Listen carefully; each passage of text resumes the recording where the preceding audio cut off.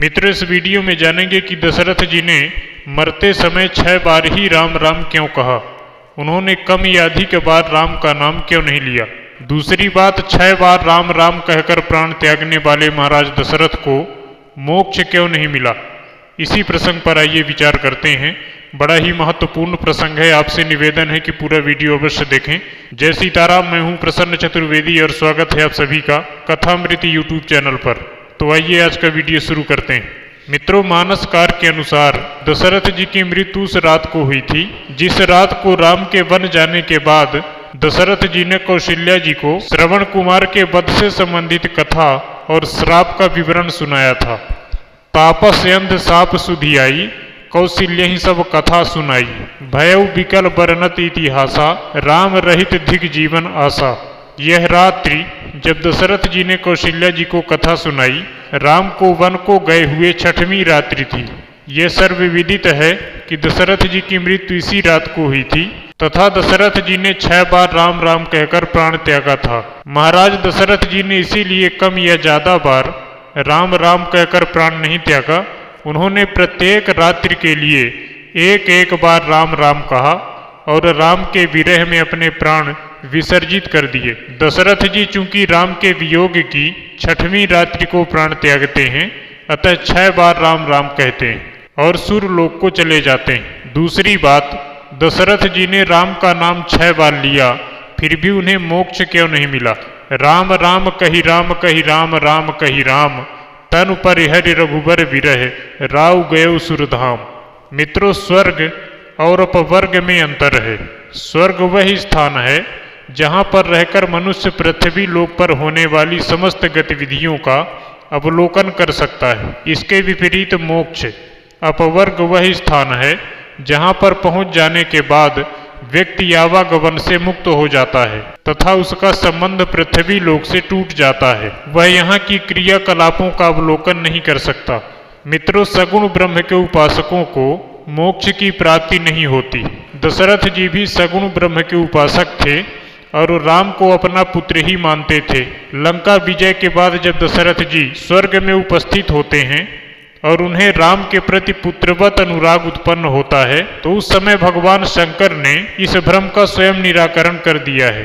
उन्होंने पार्वती जी से कहा कि पार्वती, दशरथ जी को मोक्ष इसलिए नहीं मिला क्योंकि वे सगुण ब्रह्म के उपासक थे। उल्लेखनीय है कि जिस समय भगवान राम लंका पर विजय प्राप्त करते हैं और ब्रह्मा जी भगवान की स्तुति करते हैं, उसी समय वहां पर दशरथ जी भी आते हैं। मानस में इस प्रसंग का वर्णन मिलता है। तहीं अवसर दशरथ तहाँ आए, तनय विलो की नयन जल छाए। अनुज सहित प्रभु वंदन कीन्हा, आशीर्वाद पिता तब दीन्हा। तात सकल तब पुण्य प्रभाऊ, जीते अजय निशाचर राऊ।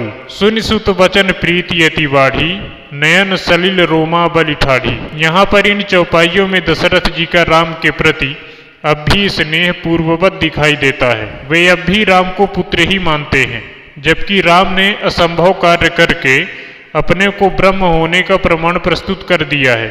जो कार्य सुर आदि ईश्वर शक्तियों से संपन्न नहीं हो सका, ऐसे अजय रावण का वध जिनके द्वारा किया गया, क्या वे नर हो सकते हैं।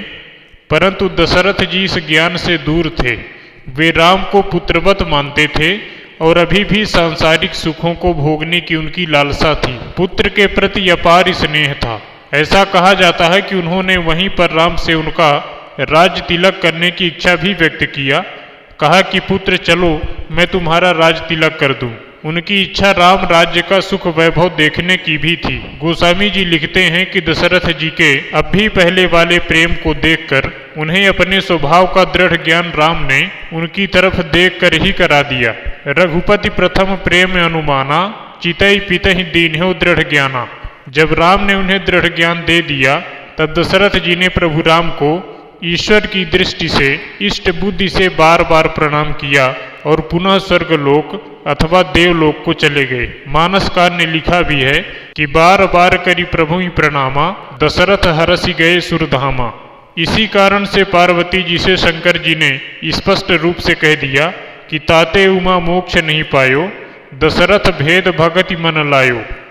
सगुनोपासक मोक्ष न लेही, तिन कहूँ राम भगति निज देही। इस तरह से इस प्रश्न का निराकरण पूर्णतः शिव जी के वचनों से ही सिद्ध हो जाता है।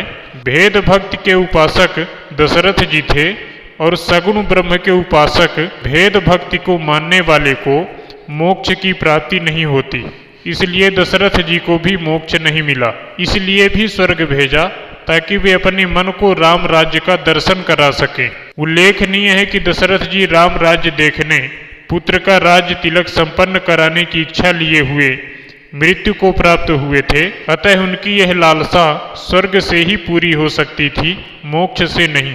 परिणाम स्वरूप दशरथ जी को श्री राम ने स्वर्ग भेजा, उन्हें मोक्ष नहीं मिली। तो आशा करते हैं आपको यह जानकारी अच्छी लगी होगी। अच्छी लगी हो तो कृपया चैनल को सब्सक्राइब करें और नोटिफिकेशन बेल को प्रेस करें। आप सभी भगवत प्रेमियों को जय सीताराम।